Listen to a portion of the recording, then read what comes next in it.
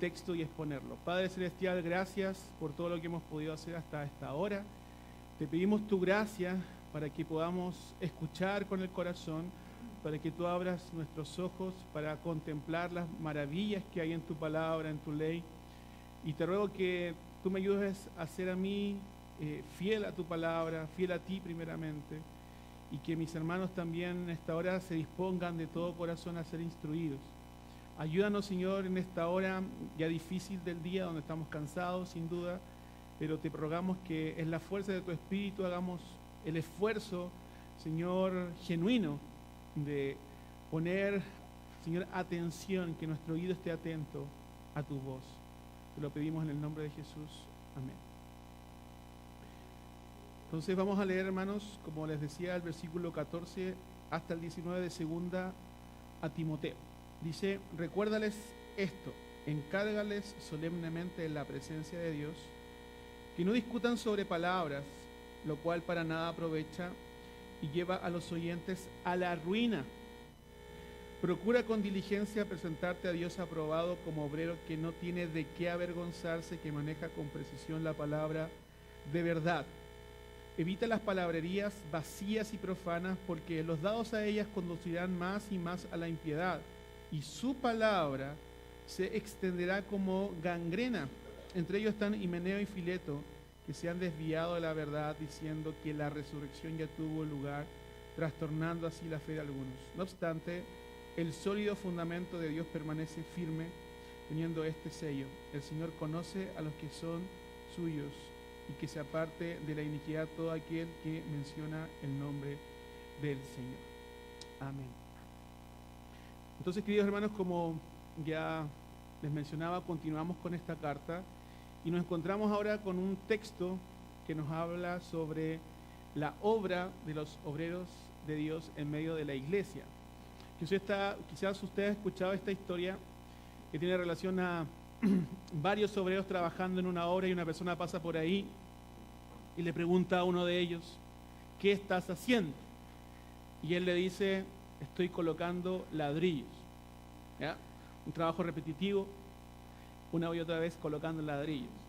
Pero avanzó un poco más en la obra y le preguntó a otro de ellos: ¿qué estás haciendo? Y él dijo: estoy haciendo un gran monumento, estoy haciendo un gran edificio. Y queridos hermanos, todo depende de la perspectiva que veamos sobre lo que es la obra de Dios. El Señor ha llamado a hombres fieles que edifiquen a la iglesia sobre su palabra. ¿Y la iglesia qué es, hermanos? Columna, baluarte, ¿cierto?, de la verdad de Dios. La iglesia es el edificio de Dios. La iglesia es el templo de Dios. La iglesia son ustedes. Y por eso es que la imagen que nuestros hermanos prepararon ahí al principio es tan ilustrativa, porque vemos ahí justamente las escrituras y a hombres encima de la palabra construyendo, porque la iglesia, ¿en dónde se edifica? Se edifica sobre el fundamento eterno que es la palabra de Dios. Pero para eso Dios ha usado a hombres simples, comunes y corrientes para hacer vasos en sus manos y edificar a la iglesia. Y justamente, hermanos, eso es lo que veremos a continuación. ¿Cuál es la obra que un obrero de Dios debe hacer, y también cómo la iglesia debe identificar a este obrero, y también cómo la iglesia participa en esta labor? Entonces, lo primero que vemos en esta sección de 2 Timoteo es una exhortación de Pablo a Timoteo diciéndole: recuérdales esto, recuérdales esto. Si usted se acuerda, esto ya se expuso en el mismo capítulo, en el versículo 8, Pablo le dice a Timoteo que él debe acordarse de algo. Veamos el versículo 8, por favor, hermanos. Versículo 8 del mismo capítulo. ¿Qué es lo que Pablo le dice a Timoteo? Acuérdate de Jesucristo, resucitado de entre los muertos, descendiente de David, conforme a mi evangelio. Él una y otra vez, Timoteo, debía recordar que quien reina en el mundo no era César. Recordemos que en ese mundo César gobernaba. Pero él debía recordar y una y otra vez que Jesucristo, de la genealogía de David, por eso, hermanos, esa referencia, el rey verdadero, el rey eterno, es quien controla todas las cosas y que su ministerio justamente está siendo apoyado por ese rey. Timoteo una y otra vez debía recordar que él era un encomendado por parte de un rey que está en control de todas las cosas. Y eso debía estar una y otra vez en la memoria de Timoteo. Él debía acordarse de eso. Pero ahora, ¿cuál es la misión de Timoteo? Que él debe hacerle recordar ciertas cosas a un grupo de personas. Dice, recuérdales esto. ¿A quién, hermanos? ¿A quién debe recordar Timoteo estas cosas? Vamos al versículo 2 del mismo capítulo.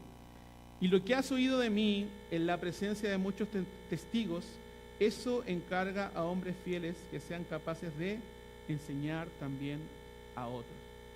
Entonces, por una parte, Timoteo debía recordar, pero él también debía hacerle recordar una y otra vez ciertas cosas a un grupo, ¿cierto?, de hombres fieles para que ellos también instruyeran y edificaran a la iglesia. Por lo tanto, Pablo le encarga a Timoteo que una y otra vez, incesantemente, Timoteo recordara algunas verdades. Y lo dice, hermanos, encargándoles solemnemente en la presencia de Dios. O sea, toda esa labor de recordarle debía ser hecha en la presencia del Señor. Porque lo que hacía Timoteo era estar en la presencia de Dios como de parte de Él, en la presencia de Él, recordando estas cosas. Así como si fuera una carrera de atletismo, si ustedes lo han visto, esa carrera que es como por equipos, ¿cierto? Se pasa el testimonio, ¿cierto? Y si alguien estropea, hermanos, la entrega del testimonio, la carrera se arruina. De alguna manera eso es lo que está sucediendo acá. ¿Quién instruyó a Timoteo? Pablo. Pero ahora Timoteo debe pasar el testimonio en la presencia de Dios a otros hombres para que ellos también sean hallados fieles, como él está buscando ser hallado fiel.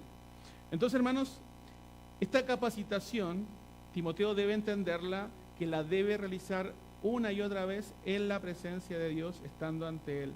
Entonces, el evangelio que predica y todas sus respectivas exhortaciones, hermanos, son de tanta importancia que el buen ministro jamás debe cansarse de repetirlas. Y si usted, hermanos, lo nota, usted ya lleva en esta iglesia un buen tiempo, ¿qué es lo que hacemos domingo a domingo? Recordarnos una y otra vez las verdades del evangelio. ¿Qué es lo que hacemos en la cena del Señor? Recordamos una y otra vez la victoria de Cristo en la cruz del Calvario.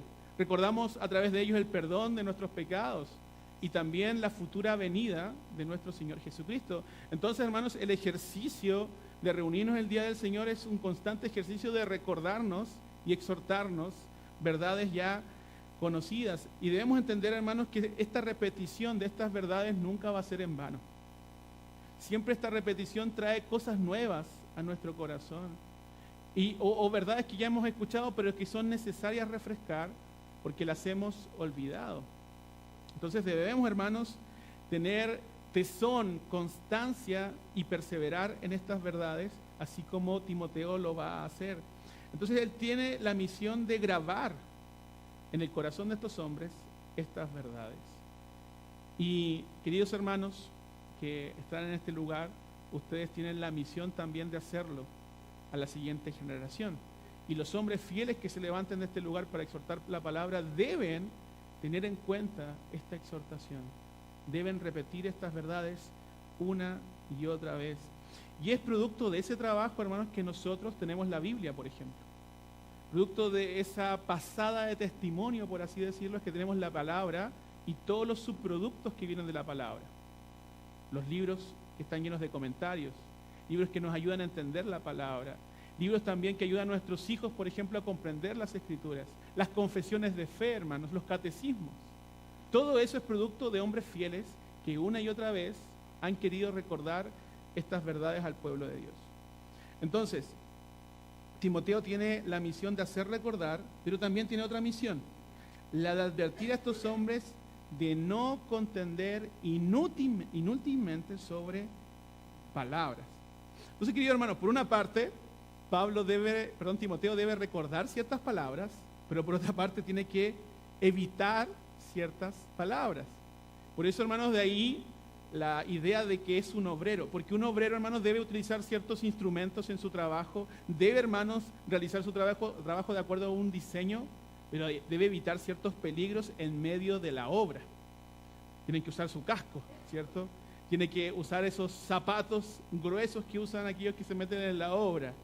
Hay que respetar ciertos horarios. Hay que tener, hermanos, ciertas precauciones con maquinaria. Y en este caso, él debe evitar algunas palabras.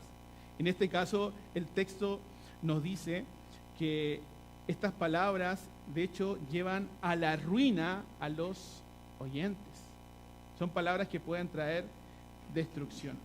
Entonces, debemos entender, hermanos, que Pablo era un ferviente contendor de la fe. Pablo defendía la fe a ultranza. Y en este libro él, de hecho, defiende cosas fundamentales en 2 a Timoteo. Y más adelante, como veremos en el pasaje, él denuncia a dos personas, a Himeneo y a Fileto, ¿cierto? Entonces, acá el asunto, hermanos, que Timoteo debe evitar no es la controversia doctrinal, porque él debe, hermanos, de hecho, poder discutir doctrinalmente, pero lo que debe evitar es la vana palabrería, palabras necias, fábulas, mitos. Eso es lo que él debe evitar. Como lo dice el texto, vanas conversaciones. De hecho, si pudiéramos traducir, hermano, esa frase, que aparece más adelante incluso, dice el versículo 16, evita palabrerías vacías. Es como cháchara, simplemente, es como decir bla, bla, bla, bla. ¿Ya? Son conversaciones inútiles. A eso se refiere el apóstol Pablo. Entonces, hermanos, en aquel tiempo, por ejemplo, los judaizantes discutían sobre este tipo de preguntas, hermanos. Ahí les va una pregunta.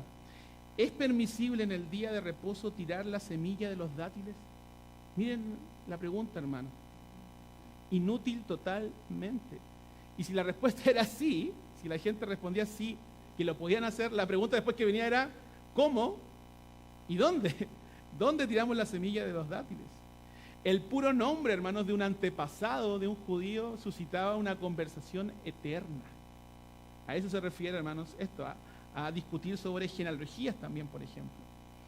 Entonces, ¿cómo poder discernir, hermanos, aquellas discusiones que realmente no debemos evitar y aquellas que sí debemos evitar? No podemos evitar aquellas discusiones, hermanos, que tengan que ver con doctrinas fundamentales. Y, por ejemplo, tenemos el claro ejemplo de Hechos 15. En Hechos 15 que se convoca un concilio para resolver el problema de los judaizantes, porque algunos judíos insistían que aparte de creer en el Evangelio debían seguir circuncidando a las personas, olvidando, hermanos, que eso ha caducado después ya del sacrificio perfecto de nuestro Señor Jesucristo. Y eso podía ser una amenaza, esa secta judaizante era una amenaza a la unidad y a la pureza del Evangelio. Entonces esas son cosas que nosotros sí debemos atender, que sí debemos contender por la fe, pero hay otras cosas que no. Entonces contender sobre este tipo de palabras es una característica, hermanos, de los falsos maestros. A los falsos maestros les encanta tener vanas conversaciones. ¿Existió el mundo preadámico? Vanas conversaciones. ¿En dónde están los gigantes y por qué ya no están? Vanas conversaciones. ¿De dónde vendrá el anticristo? Vanas conversaciones, porque no sabemos, hermanos, de dónde va a venir el anticristo. El punto es que intentando ser espirituales, muchos de esos maestros lo único que hacen, hermanos, al final es traer ruina, dice el texto, y destrucción. Porque al final, ¿qué es lo que hacen? Evitar, hermanos, justamente el núcleo del Evangelio, evitar el perdón de los pecados, evitar el arrepentimiento, evitar justamente los temas que nos llevan justamente al Señor Jesucristo. Si ustedes van a 1 Timoteo 1:4,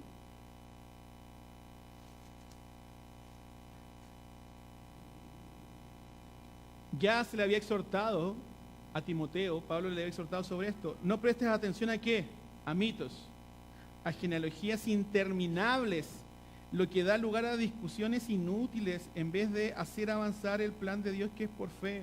Así te encargo ahora.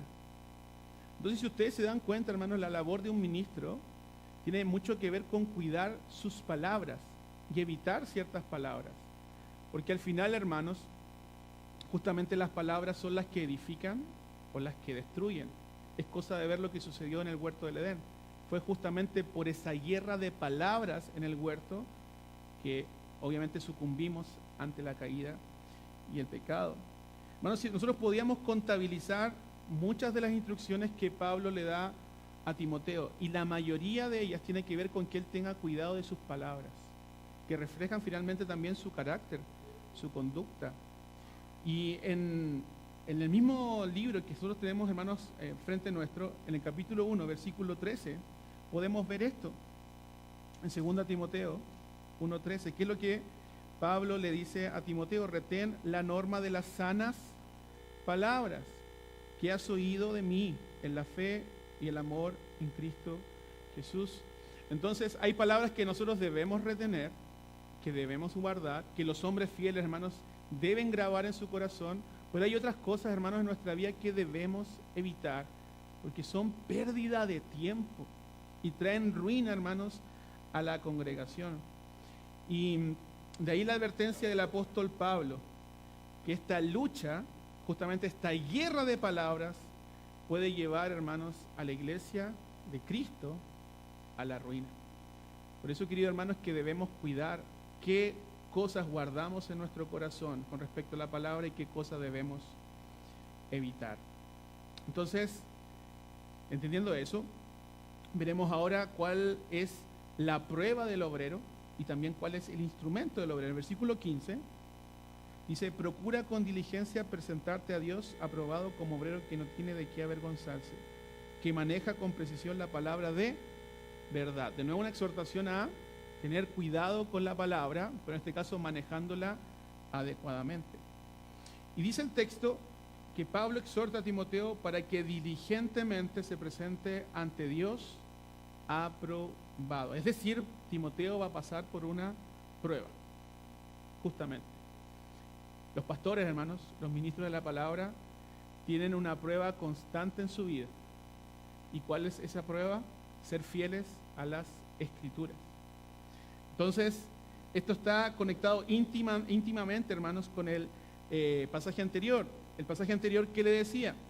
Encárgale, ¿cierto?, a estos hombres que recuerden estas cosas en la presencia de Dios, ¿cierto? Siempre en la presencia de Dios. Y ahora, él, Timoteo, diligentemente debe presentarse ante Dios aprobado. Entonces, la vida del hombre fiel, la vida del ministro, la vida del pastor, hermanos, debe girar en torno a la presencia de Dios. Es como que nos volviera, hermanos, a recordar la importancia del origen de la vida del hombre.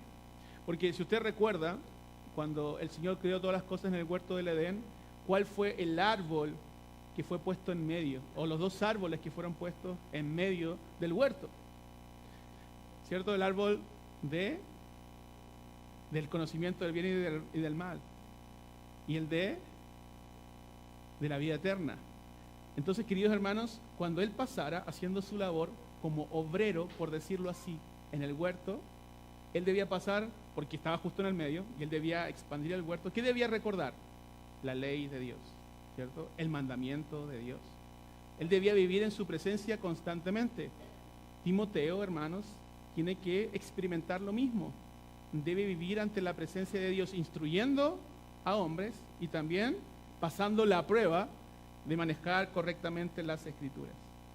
Y Pablo exhorta a Timoteo que lo haga con diligencia, es decir, con intensidad, colocando toda su atención, todas sus fuerzas, toda su energía, todo su tiempo en la edificación de la iglesia. Por eso es que él no puede estar perdiendo el tiempo en vanas conversaciones, en cháchara, en palabrería. Entonces Timoteo, hermanos, debía disponerse, prepararse, santificarse como lo hacían los sacerdotes del antiguo pacto. Si usted va conmigo a Malaquías, y que esto es muy ilustrativo, Malaquías, que está justamente antes de Mateo, si va ahí conmigo en el capítulo 2, miren lo que el Señor describe de la labor sacerdotal. Capítulo 2, versículo 4. Vamos a leer del 4 al 8. Entonces sabrán que les he enviado este mandamiento para que mi pacto siga con Leví, dice el Señor de los ejércitos. ¿De qué tribu eran los sacerdotes? De la tribu de Leví. Mi pacto con él era de vida y paz, las cuales le di para que me reverenciara. Y él me reverenció y estaba lleno de temor ante mi nombre. ¿Por qué el texto, hermanos, nos dice que su pacto era de vida y paz? Porque los sacerdotes, ¿a dónde entraban? Al lugar santo. Y el sumo sacerdote al lugar santísimo. Entonces, ¿qué habitaba ahí? La presencia de Dios. Entonces, Dios le permitía estar con vida mientras ellos ministraban al pueblo entrando a ese lugar.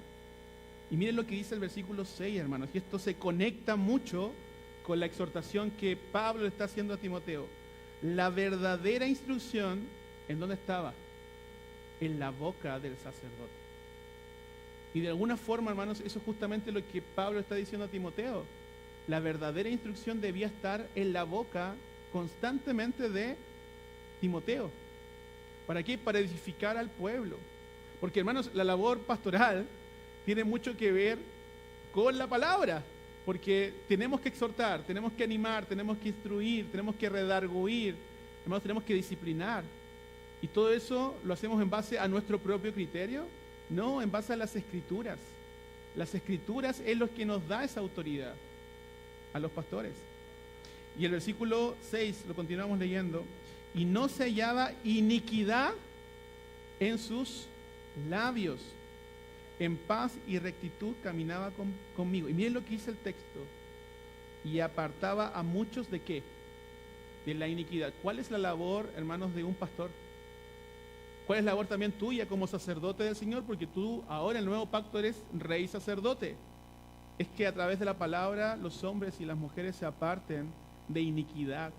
Y esto se va a relacionar con lo que leeremos en el versículo 19. El Señor conoce a los que son suyos y apártese los que invocan el nombre del Señor de toda iniquidad.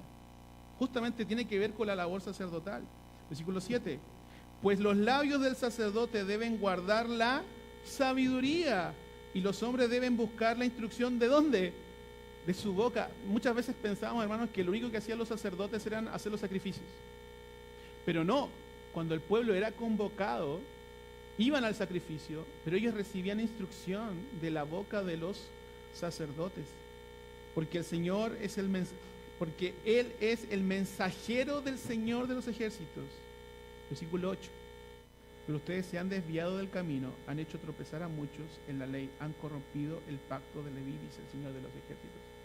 La crisis en el libro de Malaquías nos muestra que los sacerdotes lamentablemente habían abandonado justamente ese pacto de vida y de paz. Habían olvidado mantener la palabra de Dios en sus bocas para apartar al pueblo de la maldad. Por lo tanto, esto es justamente lo que debe suceder con Timoteo. La palabra debía estar en su boca para edificar a la iglesia. Ustedes, hermanos, conocen que cuando uno ve de repente National Geographic, History Channel, todos esos canales que a usted le gustan, ¿sí? Yo sé que usted no ve otras cosas que esas cosas que tienen que ver con la naturaleza y la historia. Pero uno de repente ve un documental, hermanos, y hay personas que se internan en la Antártida, se internan en la selva, en el desierto, para estudiar, hermanos, un animalito chiquitito o una planta, hermanos, que nadie conoce. Pasan meses registrando datos. Pasan meses, hermanos, grabando un animal que no aparece nunca, ¿cierto? Y con eso, hermanos, ¿qué hacen? Hacen un paper que leen 4 personas. Ya pongámosle 100, hermanos, que leen 100 personas. Pero que la comunidad científica, ¿qué es lo que hace? Los alaba. Hermanos, y para ellos sumamente gratificante el haber pasado 6 meses, hermanos, en esos lugares inhóspitos, investigando algo que para la gente común y corriente a veces no es de provecho, pero ellos se deleitan, ¿cierto? Hermanos, ¿cuánto más nosotros en cuanto a las Escrituras? El que nosotros pasemos tiempo, hermanos, absorbiendo el conocimiento que encontramos en la palabra. Pero de justamente hacer lo que estas personas hacen, deleitándonos en ella, inquiriendo, como dice la palabra, investigando en ella, porque en ella encontraremos, hermanos, tesoros invaluables para nuestra propia vida y también, hermanos, para el pueblo del Señor. Por lo tanto, nosotros No podemos ser menos que ese tipo de personas. Piensa, hermanos, en los ajedrecistas, cuánto tiempo pasan entrenando. Los atletas, por eso es que Pablo, al principio de este capítulo, recuerda, tú eres un soldado, tú eres un labrador, tú eres un obrero. Entonces, todas esas cosas tienen que ver justamente con la preparación que un hombre de Dios debe tener. Entonces, Timoteo debe buscar la aprobación de Dios como un obrero que trabaja diligentemente. Entonces, la aprobación nunca está lejos pero nunca está cerca de la pereza. Nunca está cerca de ello, sino que siempre está cerca del trabajo. Siempre el hombre de Dios está trabajando en las Escrituras. Entonces, ya fue exhortado a ser soldado, a ser atleta, a ser labrador. Pero la imagen que ahora Pablo usa, ¿cuál es? La de un obrero. Él cambia entonces ahora de imagen. Entonces, el hombre de Dios no debe presentarse ante él como un sofista, como un filósofo, como un artista, hermanos, como un motivador. No, como un hombre de Dios debe presentarse ante él como un obrero que edifica al pueblo del Señor. Entonces, Timoteo y todos los ministros de la palabra, hermanos, debemos recordar que nosotros trabajamos en el edificio de Dios, puliendo, ¿qué cosa? Labrando, ¿qué cosa? Piedras vivas. Piedras vivas. Porque ¿qué son los creyentes, hermanos? No son ladrillos simplemente, no podemos decir eso. Son piedras vivas, piedras transformadas. Entonces a nosotros se nos va a dar cuenta de cómo hemos medido, calculado y trabajado con el instrumento que Dios nos ha dado. ¿Y cuál es ese instrumento? Las Escrituras. Pero no son para nuestro propio provecho simplemente. Tienen un gran provecho, sin duda, para el hombre de Dios. Pero el Señor nos ha mandado ¿a qué? A pulir, ¿cierto? Las piedras vivas que son parte, en este caso, de la iglesia local. Y eso solamente puede ser hecho, hermanos, por la palabra. A veces, hermanos, es necesario que una piedra viva sea golpeada a través de por la exhortación de la palabra, a través de la disciplina. Pero debemos recordar, hermanos, que estamos en este momento en la cantera de Dios. Nosotros estamos peregrinando hacia la ciudad celestial. ¿Amén? Todos decimos amén a eso. Pero podemos ver, hermanos, nuestra vida o la vida de los creyentes como estar en una cantera, donde la piedra es golpeada, cortada, pulida. Acompáñenme, hermanos, a Primera de Reyes, capítulo 6, versículo 7.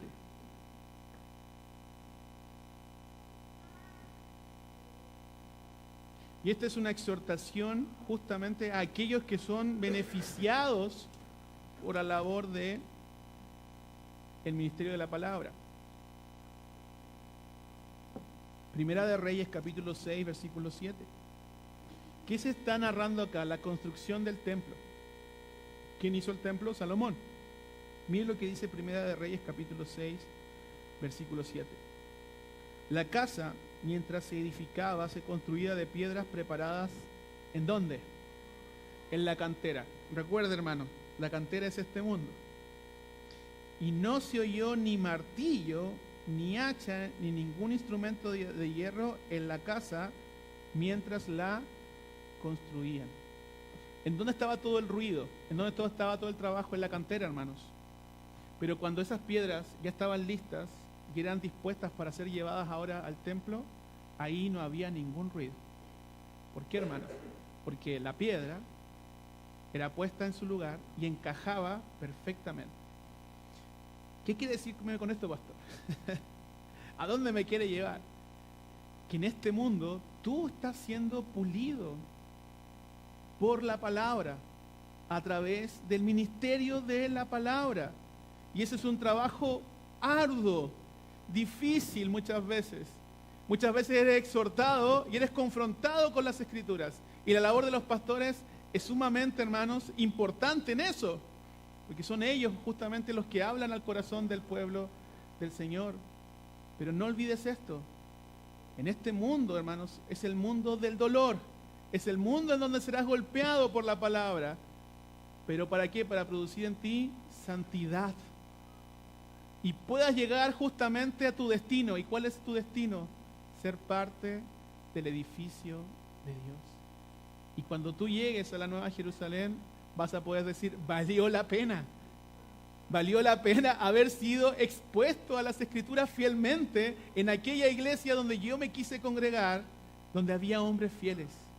Y vas a ver el valor inmenso de aquellos hombres que se dispusieron durante horas, semanas, a estudiar las Escrituras para que tú puedas llegar a la ciudad celestial. Hermanos, de eso se trata. La labor pastoral, la labor del ministerio de la palabra, poder llevar a esas piedras vivas al templo de la Nueva Jerusalén y ser parte de ella. Por lo tanto, hermano, valora la labor del ministerio de la palabra, porque lo que ella está haciendo es pulirte, santificarte y llevarte a la ciudad del Señor. Por lo tanto, la palabra es la espada del soldado, la palabra es la semilla del labrador, es verdad, pero hermanos, también ella es el instrumento del obrero de Dios. ¿Para qué? Para reparar, restaurar y animar al pueblo de Dios en medio de su peregrinaje. Martín Lutero dijo una vez que la oración, el estudio de la palabra y el sufrimiento, hermanos, hacen a un pastor. Estoy totalmente de acuerdo con ella, hermano. La oración, el estudio de la palabra y el sufrimiento hacen la labor pastoral. Entonces, hermanos, si nos damos cuenta, no seremos medidos por nuestro carisma, sin duda también por nuestro carácter, pero no, hermanos, porque caigamos bien a todas las personas, sino por nuestra fidelidad a las Escrituras. Entonces, hermanos, la aprobación o la vergüenza de un ministro va a ser definida por una sola cosa: si maneja correctamente la palabra de Dios. Está toda su prueba, hermanos. La vergüenza o la aprobación de un ministro es si él maneja fielmente la palabra de Dios. Por eso que Pablo exhorta, maneja con precisión, como si fuera un instrumento, justamente, como si fuera un compás, como si fuera una regla, hermanos, la palabra de verdad. Hermanos, su aprobación no pasa por su simpatía, no pasa por el número de miembros que él tenga en su iglesia u otro factor, sino que es por el grado de dedicación, de manejo, de fidelidad y de estudio que posee de las Escrituras. Entonces, hermanos, el asunto es que el ministro que es aprobado solamente va a ser hallado fiel si él es fiel a las Escrituras. Si van conmigo a 2 Corintios 4, 2 Corintios 4, versículo 1 y 2, hallamos esta gran verdad. 2 Corintios, capítulo 4.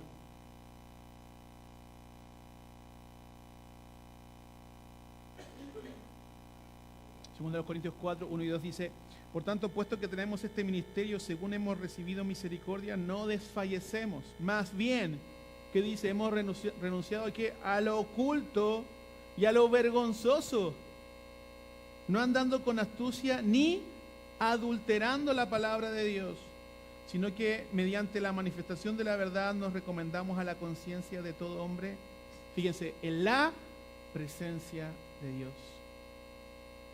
Pablo, hermanos, vivió ese tipo de vida y ahora invita a Timoteo que viva ese tipo de vida en la presencia de Dios y manifestando con verdad la palabra. Por tanto, hermanos, ¿qué significaría entonces ser avergonzado?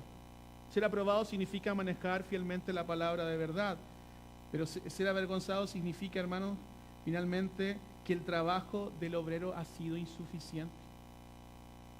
Es insuficiente, que está por debajo de lo requerido y no puede ser aceptado.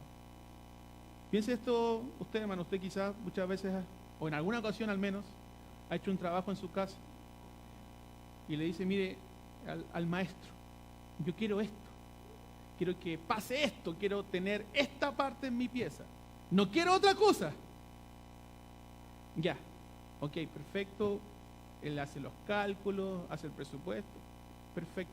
Usted paga una cuantiosa suma, se va, lo dejan trabajando una semana, vuelve y no se encuentra con lo que usted quería, siendo sumamente específico. ¿Qué, hermano, qué es lo que sucede? Es que no te puedo pagar por este trabajo.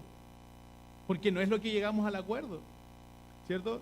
Y eso sucede, hermanos, en términos muy coloquiales, porque obviamente cuando hay una obra mucho más grande, hermanos, hay planos, hay especificaciones. Cuando se trata de un edificio, hermanos, hay que seguir ciertas reglas, ¿cierto?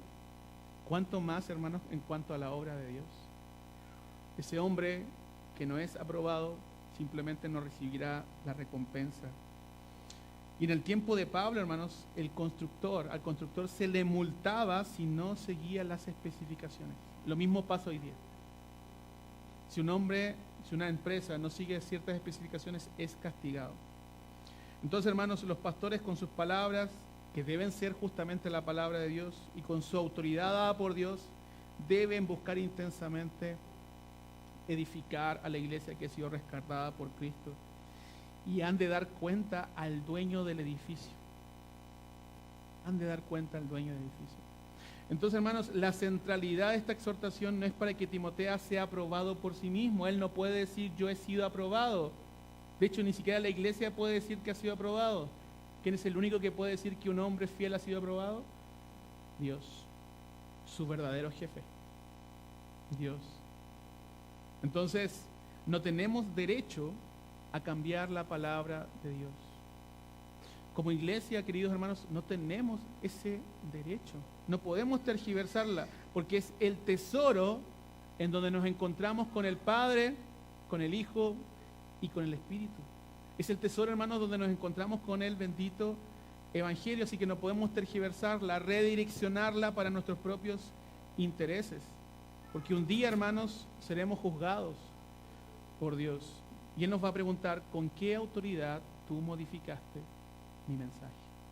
¿Con qué autoridad tú puliste de mala manera aquellas piedras vivas por las cuales mi hijo murió? Y aquí, hermanos, la palabra precisión, maneja con precisión la palabra de verdad, es usada intencionalmente por el apóstol Pablo, porque tiene relación con cortar rectamente. Y usted hará memoria quizás. ¿En qué cosa trabajó Pablo? Haciendo tiendas. Y él debía cortar rectamente, construyendo las tiendas, ¿cierto? De manera perfecta para que él pudiera recibir, obviamente, su paga. Y también tiene que ver, hermanos, con guiar por un camino recto. Si combinando las dos es como si alguien hiciera un camino, ¿ya? Sacara la maleza y justamente confeccionara un camino recto. Y algunos han considerado que Pablo usa justamente esta palabra por su labor.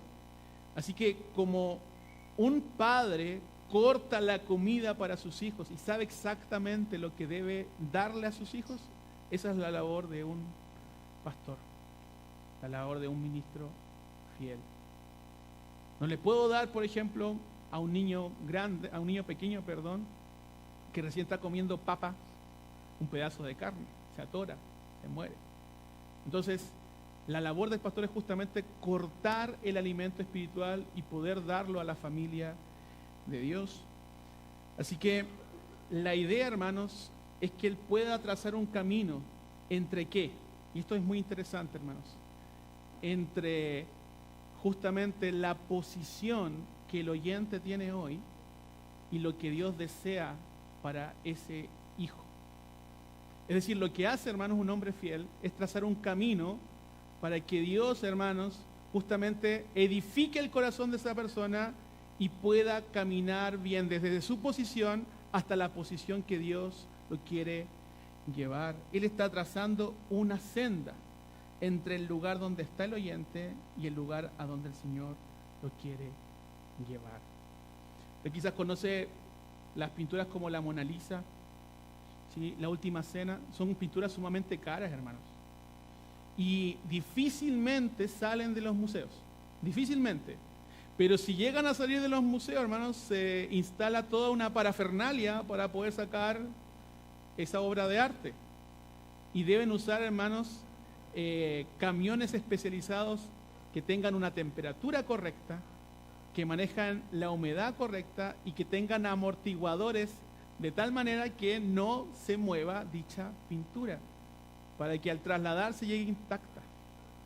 Hermanos, de la misma manera, cuando los hombres de Dios trazan la palabra de verdad, usted, que es justamente la obra de Dios que está siendo pintada por Dios a la imagen de su Hijo Jesucristo, usted debe llegar a su destino. Y la labor del pastor es justamente poder trasladar esa pintura, por así decirlo, de la forma correcta, sin estropearla. Por lo tanto, hermanos, esto coloca totalmente en relieve la labor del pastor y del ministro fiel, porque somos como aquellos perros ovejeros que ayudan al pastor a guiar a las ovejas, que le tienen que ladrar muchas veces. No es por ahí, no te vayas para allá, pero lo deben hacer para que nuevamente puedan escuchar la voz del buen pastor.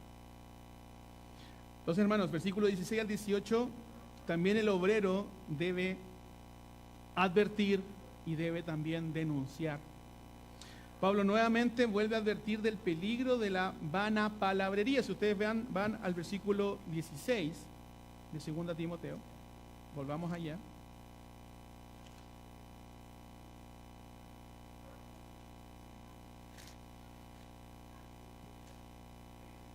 Dice, evita nuevamente las palabrerías vacías y profanas, porque los dados a ellas conducirán más y más a la impiedad. Y acá nuevamente está la idea de trazar un camino. El hombre fiel traza un camino para que los oyentes lleguen al lugar donde Dios quiere. Pero ¿qué hacen los falsos? Conducen a más y más impiedad. Totalmente la idea contraria. Entonces, tristemente, estas personas, como Himeneo y Fileto, y como muchos otros hermanos, lo que hacen es que finalmente las escrituras o la exposición de ellas pierdan su foco central. El foco central que debe haber en Cristo, en el perdón de los pecados, en el arrepentimiento, en el Evangelio en definitiva, en la fe. Entonces el ministerio de la palabra abandona su esencia cuando nosotros entramos justamente en esa dinámica de las vanas y necias y profanas palabrerías, porque los dados a ella conducen a la impiedad, y dice el texto que se extienden como gangrena. Entonces, queridos hermanos, uno se pregunta ¿por qué los falsos maestros tienen tantos adeptos? ¿Cierto? O sea, ¿cómo la gente no se da cuenta de su miseria y de las estupideces? Porque es así, hermanos. ¿Qué hacen? ¿Cierto? Porque lo que hacen tristemente, hermanos, en lugar de exhortar, restaurar, es justamente mutilar el alimento espiritual. Eso es lo que hacen. Mutilan el alimento espiritual y nunca llegan a la médula de la doctrina, sino que la tergiversan. Pero, hermanos, ¿por qué son tan asiduas las personas a seguir a este tipo de personas? Porque simplemente, hermanos, son personas no regeneradas, muchas de ellas. Muchas de ellas. Y lamentablemente la falsa doctrina da fruto en corazones incrédulos, en corazones no regenerados. Y de hecho, si ustedes van a 1 Timoteo, que ya lo estudiamos, pero es necesario recordarlo, en 1 Timoteo capítulo 6, versículo 3 al 5, dice lo siguiente: si alguien enseña una doctrina diferente y no se conforma a las sanas palabras, las de nuestro Señor Jesucristo, y a la doctrina que es conforme a la piedad, está envanecido y nada entiende, sino que tiene un interés corrompido en discusiones y contiendas de palabras, de las cuales que nacen envidias, pleitos, blasfemias, malas sospechas y constantes rencillas entre hombres de mente depravada que están privados de la verdad, que suponen que la piedad es un medio de ganancia. Justamente hombres que encuentran en la exposición de la palabra un medio de ganancia. Pero ¿cuál es el fruto de su predicación? Las obras terribles de la carne, hermanos.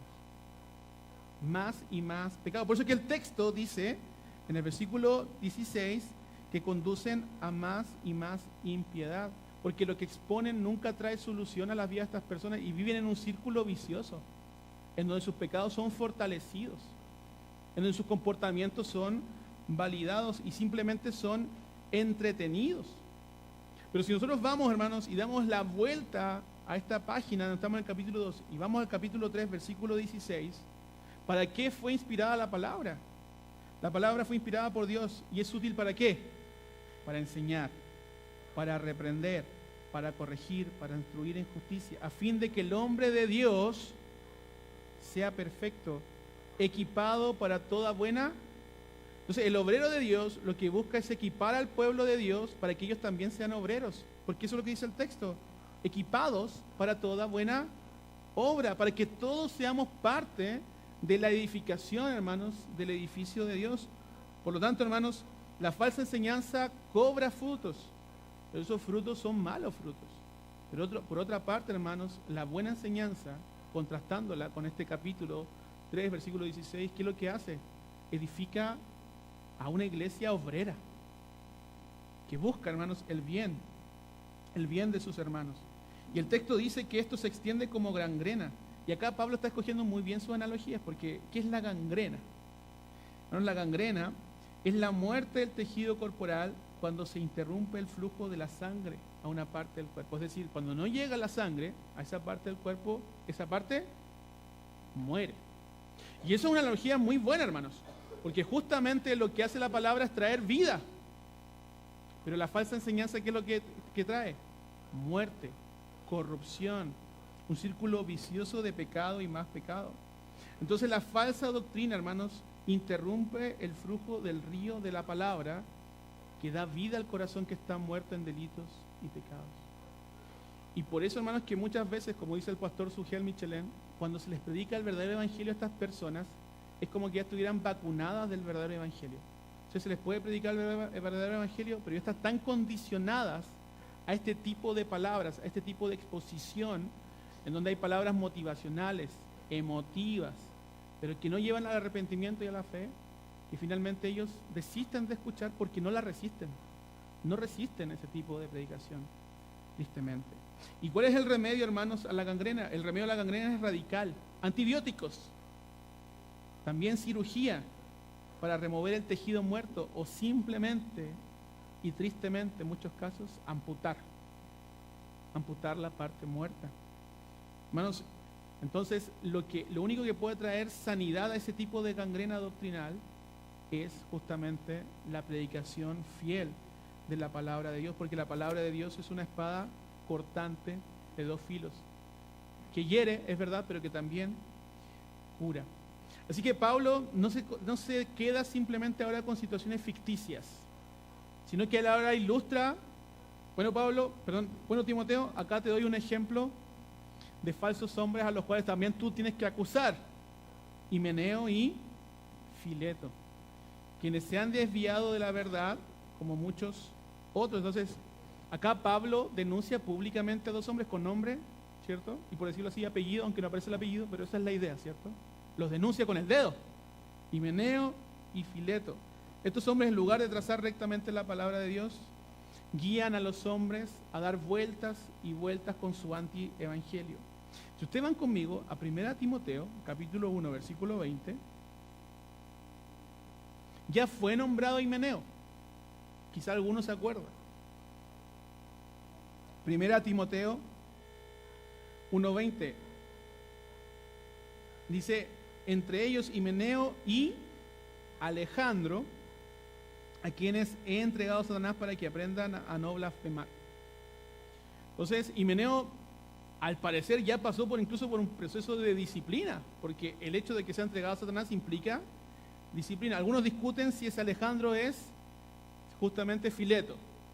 Algunos dicen que Alejandro se arrepintió.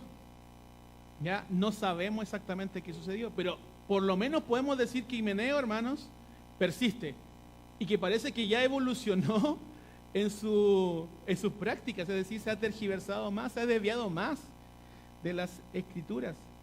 Y hermanos, ¿qué es lo que ellos están negando? Veamos el pasaje, versículo 17. Entre ellos están Himeneo y Fileto, que se han desviado de la verdad. ¿Y cuál es su desvío? ¿Qué es lo que han dicho? Que la resurrección ya tuvo lugar, trastornando la fe de algunos.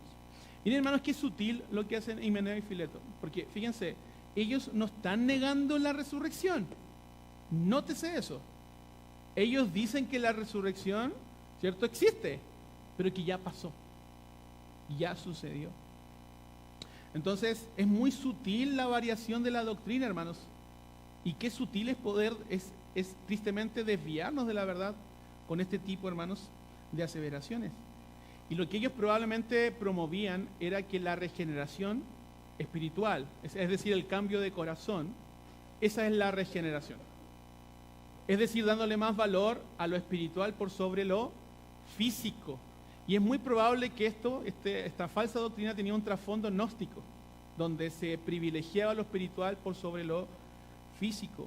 Pero hermanos, la promesa del Evangelio en Cristo también, hermanos, promete la resurrección física de nuestros cuerpos. Y no podemos disociarlo del Evangelio. 1 Juan capítulo 3, versículo 2, dice que seremos como Jesús. No en el sentido que seremos deificados, que seremos dioses, sino en el sentido que seremos sin pecado y tendremos nuevos cuerpos, hermanos, una nueva creación. Entonces, ¿por qué esto es fundamental para Pablo? ¿Por qué dice estos trastornan la fe con esta falsa doctrina? Porque la resurrección física, hermanos, es parte del Evangelio. Entonces, esto es un ataque directo al Evangelio. Si ustedes van conmigo a 1 Corintios, capítulo 15, encontramos la razón de por qué Pablo es tan enfático en acusarlos. Dice el versículo 3 en 1 Corintios: porque yo les entregué en primer lugar lo que recibí. Y acá hay una definición del Evangelio. ¿Qué es lo que dice? Que Cristo murió por nuestros pecados conforme a las Escrituras, que fue sepultado y resucitó. No alegóricamente, hermanos, sino que físicamente al tercer día, conforme a ¿qué? A las Escrituras. Por tanto, la resurrección física es parte del Evangelio, y eso, hermanos, debía ser denunciado. Entonces, es verdad, Timoteo debía guardarse de ciertas contiendas, debía evitar cierta palabrería necia, pero esto no. Esto no. Pablo lo acusa y Timoteo debía sumarse a esta denuncia, a esta acusación. Y pregunta, queridos hermanos, ¿cuándo usted, hermanos, va a resucitar físicamente?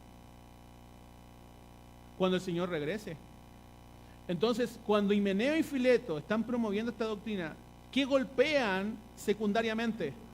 La venida de Cristo, la venida de nuestro Señor. Y eso, hermanos, es una falsa doctrina que ataca justamente el corazón del Evangelio. Y Pablo, en 1 Corintios capítulo 15, versículo 13, dice: si no hay resurrección de los muertos, entonces ¿qué? Cristo no ha resucitado. Entonces nuestra predicación es vana, vuestra fe es vana, y todavía estáis en vuestros pecados. Es decir, el perdón de nuestros pecados, hermanos, está ligado a la resurrección de Cristo. Porque ¿qué es lo que trajo el pecado? Muerte. Pero ¿qué es lo que trae el sacrificio de Cristo? Vida y victoria sobre el pecado, Satanás y la muerte. Por eso es que podemos decir: ¿dónde está, oh victoria, perdón, ¿dónde está, oh muerte, cierto? Tu victoria. Lo dije al revés, perdón. Estoy tergiversando, perdón, hermano. No, fue un lapsus. Pero la muerte, hermanos, no tiene victoria sobre los cristianos. Por esa razón es que Pablo es tan enfático en denunciar esto. Entonces, estos hombres que trastornan la fe deben ser denunciados. Pero, hermanos, fíjense incluso en esto. Esto es maravilloso. Que la denuncia que Pablo hace y que Timoteo debe hacer y que la iglesia debe hacer no es con un fin fatalista para ese tipo de personas. Miren lo que dice el versículo 25 del mismo capítulo que estamos estudiando. Dice: debe reprender tiernamente a los que se oponen, por si acaso Dios les da ¿qué cosa? Hermanos, qué cariñosa es la exhortación del apóstol Pablo a Timoteo, porque incluso en su oposición, lo que el ministro fiel debe hacer es buscar el arrepentimiento de aquellos que se oponen, con tal de ganar en este caso a Himeneo y Fileto. Entonces, cuando se levanta, hermanos, un falso, debe ser denunciado por una parte, pero también debe ser denunciado enfáticamente con el fin de que se arrepienta de sus pecados y se vuelva al Señor. Pero muchas veces nos olvidamos de esa segunda parte. Yo quiero que sea denunciado, lo apedreamos, pastor, ¿cierto? No, hermanos, la denuncia lo que busca en este caso justamente es que se vuelva al Señor y se arrepienta, porque lo que el ministro hace, escúchenme bien, hermanos, siempre lo que busca es edificar a las personas, incluso a aquellos que se oponen. Última cosa, y con esto ya concluimos: la garantía del obrero. ¿Cuál es la garantía del obrero? Versículo 19. Esto es maravilloso, hermanos, este pasaje, cómo concluye. No obstante, el sólido fundamento de Dios permanece firme, teniendo este sello. ¿Cuál es este sello? Dos cosas. Notemos, hermanos, la dualidad acá de estas dos premisas que pertenecen a una misma moneda, por así decirlo, dos caras de una misma moneda. El Señor conoce a los que son suyos, y que se aparten de la iniquidad todo aquel que menciona el nombre del Señor. Hermanos, lo que primero dice el apóstol Pablo es: van a haber Himeneos y Filetos llegando una y otra vez a amenazar a la iglesia. Hermanos, eso siempre va a suceder. Siempre van a haber herejías, falsas doctrinas que van a amenazar a la iglesia y su pureza. Pero lo que el texto nos dice: no obstante, el sólido fundamento de Dios permanece firme. Y es que, hermanos, la iglesia podrá ser atacada de muchas formas, de muchas maneras, externamente e internamente. Pero lo que el Señor prometió es verdad, que las puertas del Hades no podrán, hermanos, no podrán con la iglesia. Las fuerzas del enemigo no podrán, porque ya somos victoriosos en nuestro Señor Jesucristo. Y esa debe ser tu confianza. Muchas veces nos olvidamos de estos pasajes cuando justamente la iglesia está en crisis. Pero recuérdalas, porque esa es mi labor hoy día, recordarte estas preciosas verdades. Cuando una iglesia sufre división por causa de la doctrina, recuerda esto: el fundamento de Dios siempre, siempre seguirá firme.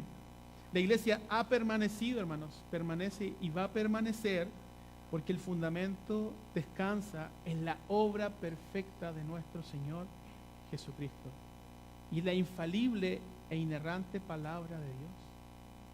Que ese sea tu fundamento, la palabra de Dios, inamovible, una roca a la cual siempre podemos acudir.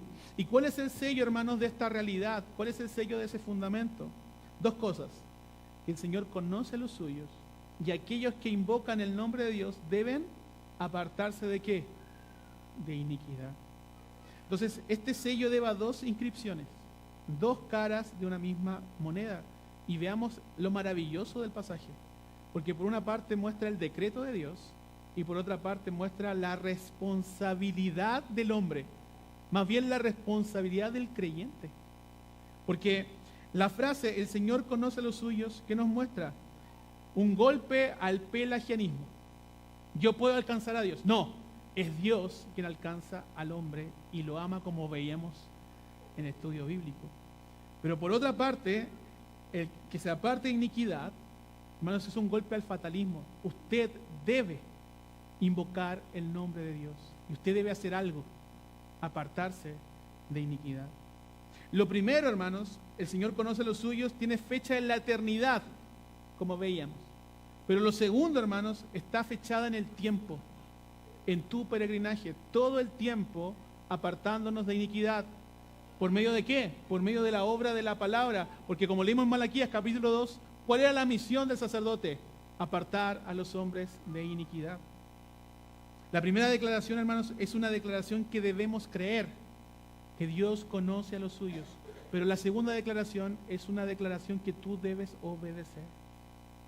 La primera declaración exalta la misericordia que predestina, pero la segunda declaración es un deber ineludible del creyente. La primera declaración, que Dios conoce a los suyos, hermanos, le da seguridad a la iglesia, pero la segunda declaración lo que hace es conservar la pureza de la iglesia. Por lo tanto, hermanos, en ambas declaraciones vemos la obra de Dios, su elección y nuestra responsabilidad. ¿Y de dónde Pablo saca esto, hermanos? ¿De dónde saca estas dos frases?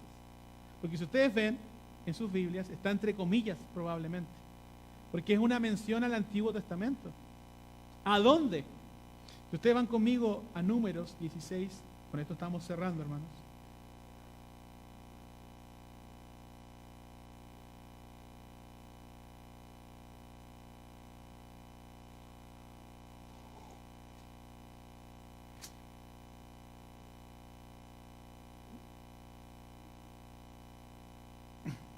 Lo que hace Pablo es combinar dos versículos de Números 16.